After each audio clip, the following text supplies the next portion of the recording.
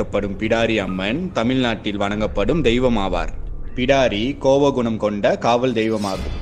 சக்தியின் 9 அவதாரங்களில் ஒருவராக பிடாரி அம்மன் கூறப்படுகிறார். தமிழர்களின் மூத்த தெய்வங்களில் பிடாரியும் ஒருவராவார். பிடாரி காளியை போன்று உக்கிரமாக காட்சி தருகிறார். காளியை போலவே பிடாரி அம்மனின் கையில் திரிசூலம், கதை, நெருப்பு மற்றும் ரத்தம் நிறைந்த பாத்திரம் போன்றவை இருக்கும்.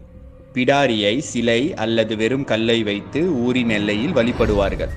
ஊரின் எல்லையில் தீய சக்திகள் அல்லது பேய்களை வரவிடாமல் பிடாரி தடுக்குமாம்.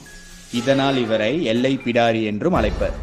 மேலும் கிராமங்களில் ஏற்பட போகும் தீமைகள் மற்றும் பேய் தொல்லைகள் இந்த பிடாரி அம்மனால் விரட்டி அடிக்கப்படுகின்றன.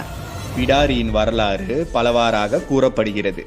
இதில் முதலாவதாக, முன்பு மேலோகத்தில் பிடாரி மற்றும் மற்ற நவசக்திகள் புகழ்பெற்று வாழ்ந்து வந்தார்களாம்.